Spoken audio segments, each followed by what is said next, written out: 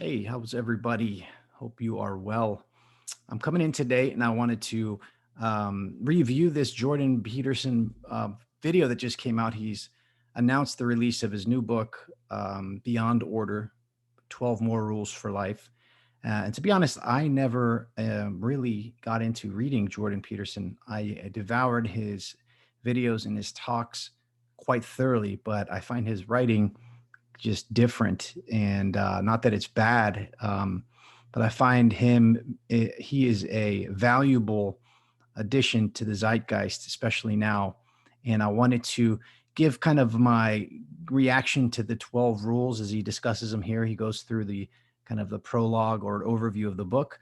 And I wanted to watch the video with you guys and give you my thoughts as they come up about how we can think of these new rules in terms of what's happening now, and just kind of maybe a little bit of an analysis on each one. We'll see how that goes.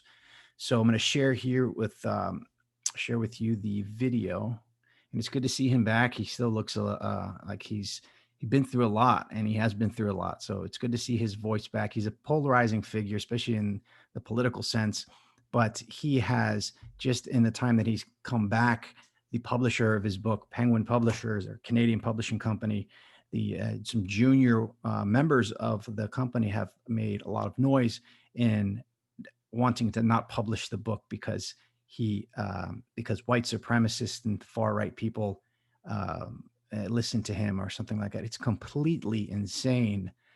If you've watched any of his material or read or watched his videos, I try to give the benefit of the doubt or try to look through that perspective and bias correct for my bias. And it seems insane. But anyways, let's check in here with Jordan. Hi. I'd like to announce my new book, Beyond Order, 12 More Rules for Life, which I've been working on diligently for the past 3 years. As of today, the book is available for pre-order in the US, the UK, and Canada. I've linked to some major retailers, including international links for Amazon, in the video's description below. I've also included a link to the Beyond Order page on my website, jordanbpeterson.com, where links to book retailers in different countries will be posted as they become available. Beyond Order will also be published as an ebook and as an audiobook, which I have nearly finished recording. All formats will be released on Tuesday, March 2nd, 2021. I want to provide you with a sense of the book in addition to announcing its existence. And here's the part that I really wanted to get into here, where he goes over the rules.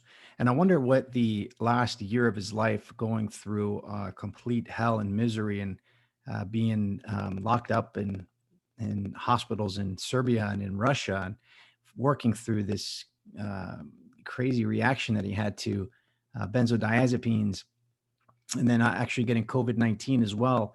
The message he put forth prior to going through this is how kind of going through hell and going through tough times is what generates meaning in life. And I wonder if he's going to come back as the captivating public speaker that he was before, or if he's going to have kind of a more depth of understanding of the human condition from what he's went through. So let's see here. We get into the 12 rules. So I thought I would read you a section from the overture, the introduction, which describes the book's contents in some detail. Beyond Order, 12 More Rules for Life. Why beyond order? It is simple in some regard. Order is explored territory. We are in order when the actions we deem appropriate produce the results we aim at. We regard such outcomes positively, indicating as they do, first, that we have moved closer to what we desire, and second, that our theory about how the world works remains acceptably accurate. So it seems that he's talking about here something that is extremely important, is how your predictions of the world and your thoughts about the world, your beliefs, actually match what you predict and the outcomes that happen. With the war on sense making that we've seen at all levels, specifically from the media sources, has been has had a disintegrating effect on the public discourse and the ability to have a collective narrative that one makes sense out of. So this idea of having your thoughts and beliefs match the predicted outcomes is an important take, I think. Nonetheless, all states of order, no matter how secure and comfortable, have their flaws. Our knowledge of how to act in the world remains eternally incomplete, partly because of our profound ignorance of the vast unknown, partly because of our willful blindness, and partly because the world continues in its entropic manner to transform itself unexpectedly. Furthermore, the order we strive to impose on the world can rigidify as a consequence of ill-advised attempts to eradicate from consideration all that is unknown. Interesting point here, right? So the idea of beyond order and the idea of order being something that is calcifying and stagnating, and this brings to mind, conditions like OCD, obsessive compulsive disorder, that you see where people have rituals that they've become entrained to, and these rituals form and structure their lives and develop in different relationships. And this idea that order can be stifling or too much order, right, obviously fascism is an example of too much order and too much uniformity, and the idea that chaos, which is the opposite of order, right, is necessary in its ability to revivify and revive a sort of creative impulse to continue evolving spiritually and physically and materially. So let's hear some more. When such attempts go too far, totalitarianism threatens, driven by the desire to exercise full control where such control is not possible, even in principle. So we see what's happening here in the United States and across the globe with COVID-19 and the lockdowns that have been so pervasive and so kind of accepted now. At first, they were in the pretext of 15 days to slow the spread, meaning that we need to take these extreme measures not to overwhelm our healthcare facilities and our healthcare workers. Well, that's not happening anymore. And what I'm seeing is people fight to have the government control and lock down, their communities, especially here during Thanksgiving time in 2020. Bill de Blasio, the mayor of New York, has installed checkpoints at bridges to make sure that people aren't traveling to their family's house for Thanksgiving. It's an insane idea that is coming to fruition. And this idea of COVID-19 has brought chaos into our lives, but the overcorrection of the imposition of stringent lockdowns and things of that nature have so far destroyed thousands, hundreds of thousands of businesses, small businesses that will not come back. Restaurant industry has been decimated and it's continuing to be decimated. And it's just it rings true what he's talking about here, and it reminds me of well, listen a little more here. This means risking a dangerous restriction of all the psychological and social changes necessary to maintain adaptation to the ever-changing world. And so we find ourselves inescapably faced with the need to move beyond order into its opposite, chaos.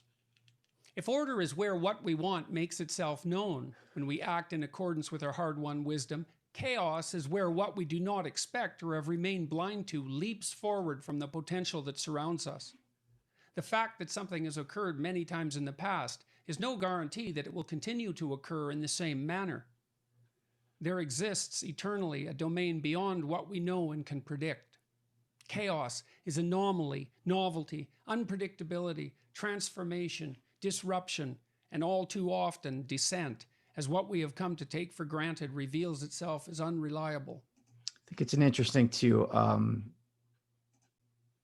think about how what are the positive qualities of chaos, right? And the idea of the term symbolism, right, means to bring together, to throw together. And the term diabolos, diabolic, means to throw apart, right? but there is a way where things come apart in order for them to be integrated and to develop beyond the previous dimension of order into a higher order, right? So things can disintegrate to integrate into a higher, stronger, newer, creative, novel way of being, or they can disintegrate into complete chaos and destruction. So it's this balance between chaos and order, and that's what his first book and his videos a lot of times were situated around this topic of walking that fine line between chaos and order. And what we're seeing with, again, the chaos of COVID-19 has brought globally, has brought this overreaction and soft totalitarianism that we see creeping in. He was the first in 2015 when I first started watching his videos. He would make videos about the what was happening at schools and at universities with the social justice kind of insanity that you would see there. And I wouldn't be interested in those videos. I was like, okay, yeah, that is what it is. It's happening in the schools. But he predicted that this will spill out into the world, and it has, ironically evidenced by these social justice type um, children that are now adults and in the working world are lobbying for the publishing company that is publishing book to drop his new book, which is just a really blatant example of what he's been talking about and preaching. So it's interesting that he's calling this book Beyond Order, and it seems to be coming at the right time, where order in the sense of this complete control of governments has the ability to stifle life. And the public officials and the public health folks that are comprising and configuring these orders to lock down and to close schools and to close businesses, it seems like do they not consider the second and third order effects of what that does to the psychosocial environment of the human world? I find it hard to believe that is not a consideration. Um, so let's listen a little bit more.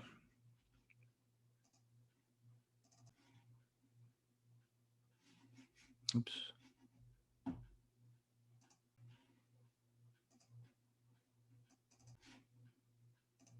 Sometimes it manifests itself gently, revealing its mysteries and experience that makes us curious, compelled, and interested. This is particularly likely, although not inevitable, when we approach what we do not understand voluntarily with careful preparation and discipline. Other times, the unexpected makes itself known terribly, suddenly, accidentally, so we are undone and fall apart and can only put ourselves back together with great difficulty, if at all. Neither the state of order nor the state of chaos is preferable intrinsically to the other. That is the wrong way to look at it. Nonetheless, in my previous book, 12 Rules for Life, An Antidote to Chaos, I focused more on how the consequences of too much chaos might be remediated.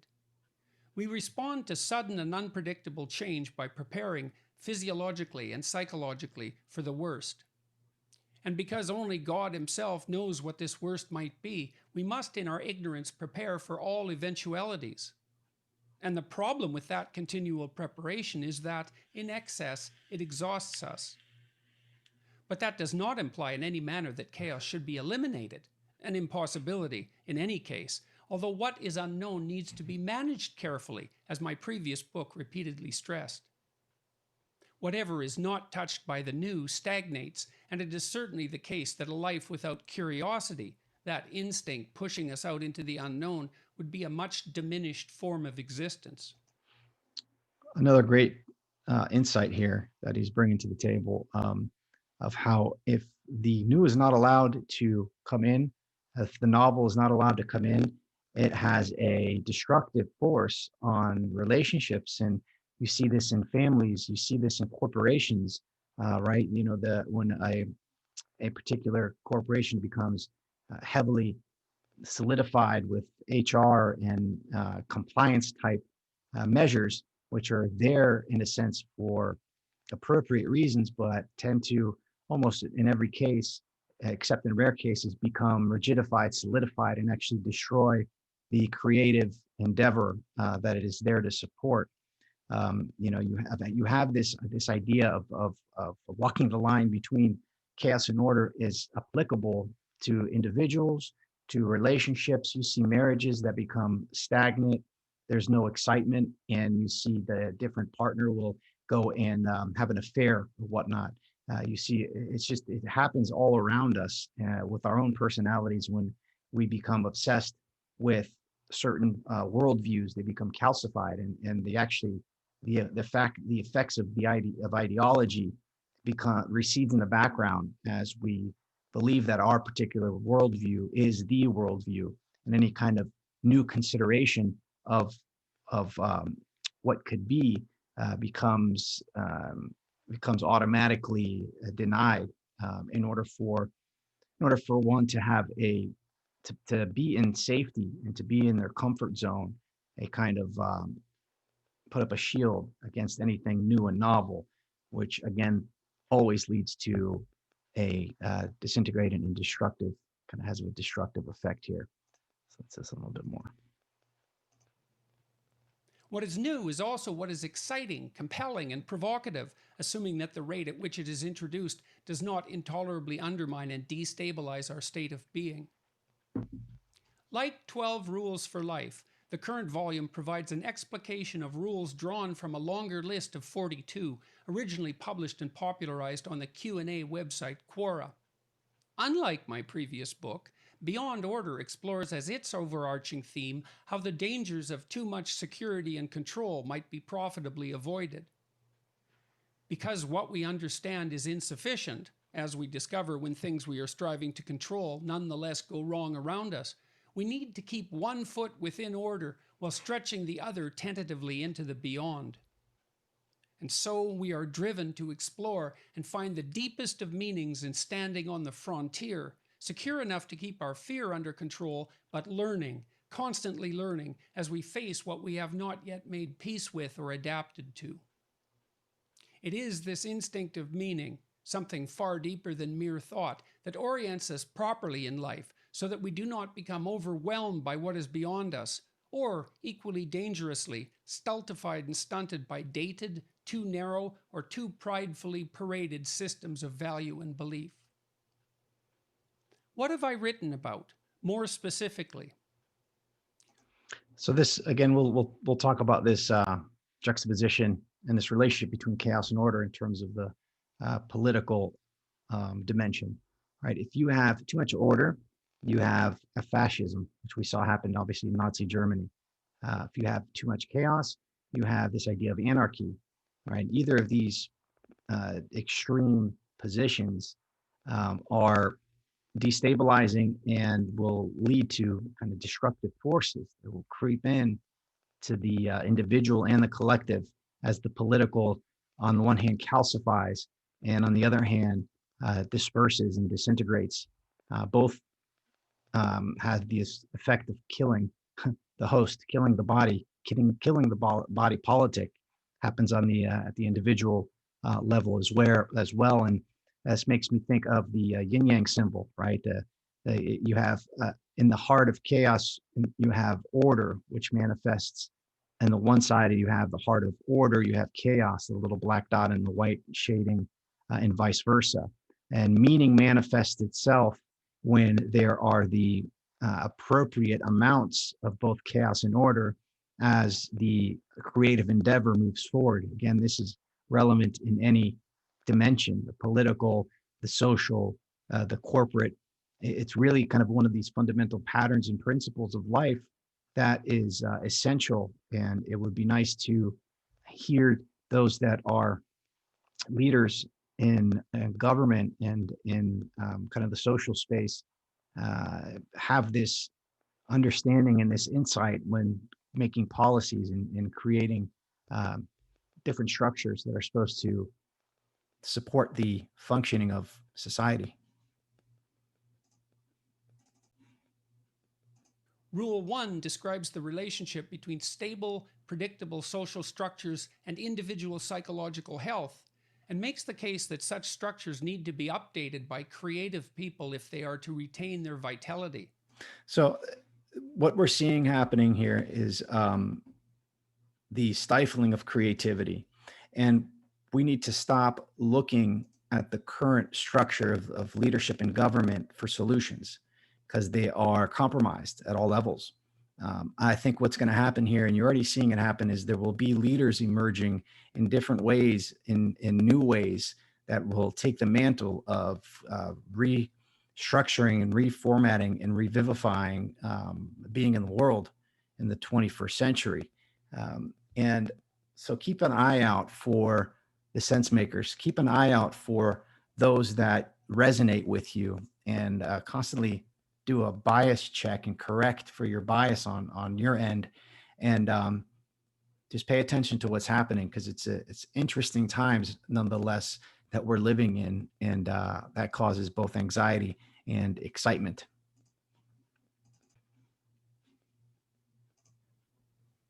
Rule 2 analyzes a centuries old alchemical image, relying on several stories, ancient and modern, to illuminate the nature and development of the integrated human personality.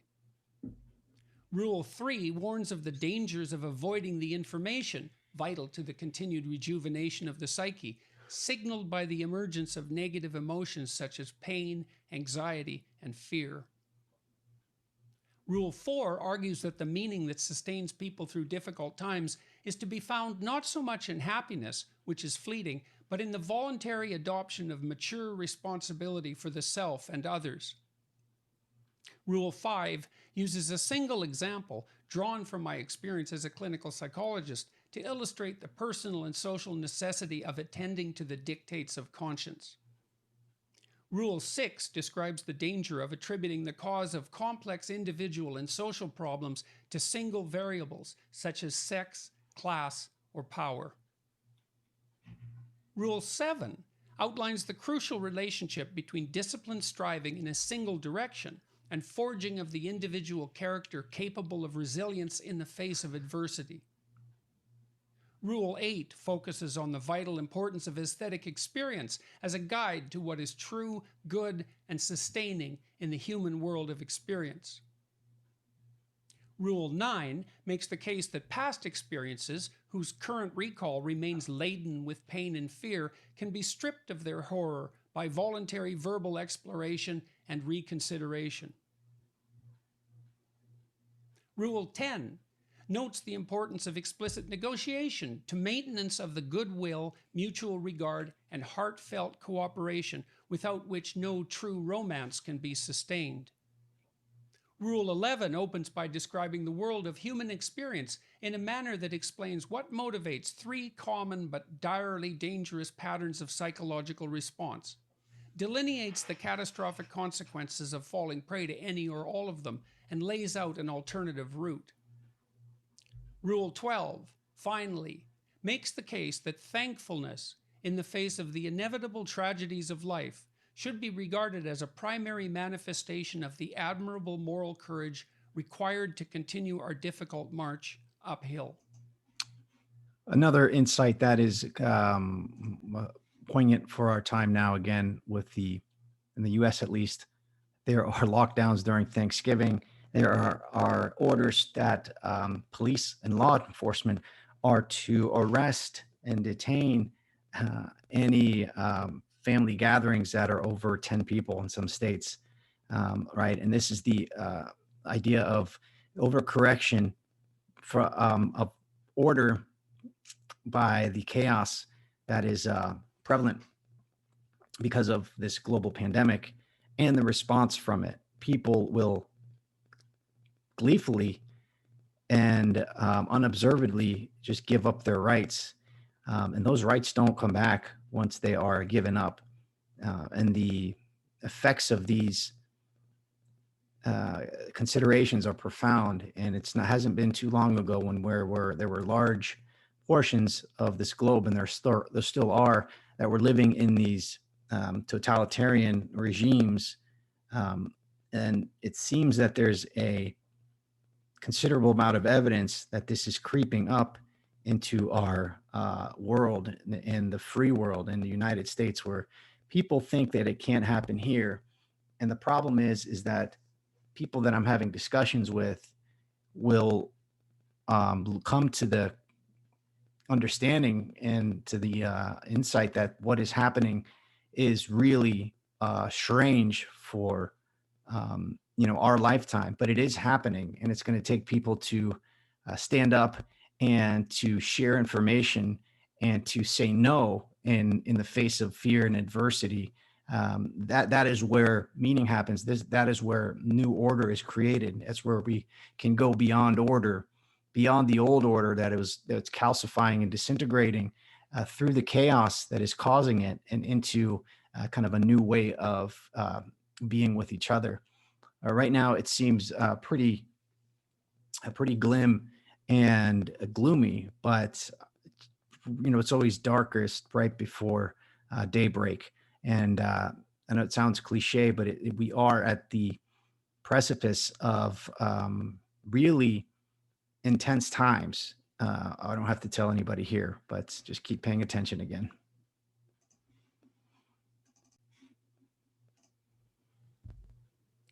I hope that I am somewhat wiser in my explication of this second set of 12 rules than I was 4 years ago when I wrote about the first dozen, not least because of the informative feedback I received in the course of my efforts to formulate my ideas for audiences around the world, in person, on YouTube, and through my podcast and blog. I hope, in consequence, that I have managed to clarify some of the issues that were perhaps left less than optimally developed in my previous work, as well as presenting much that is original. Finally, I hope that people find this book as helpful personally as they seem to have found the first set of 12 rules. It has been a source of immense gratification that so many people have reported drawing strength from the thoughts and the stories I have had the privilege of bringing forth and sharing. That was the second half of the overture from Beyond Order, 12 More Rules for Life. So yeah, I'll stop there. Let me know what you guys think. What you guys think of Jordan Peterson in general. I have an audience that is both has the sensibilities of the left and the right, and I'd love to hear some feedback on what you guys think about him and him re-entering the arena here at this time, which is going to make things interesting. I mean, you look at his face; he looks like he's holding back. You can see the pain and the suffering that he's gone through, and to be able to catalyze that is going to be something that I'm interested in watching. So, anyways, thanks so much, and God bless.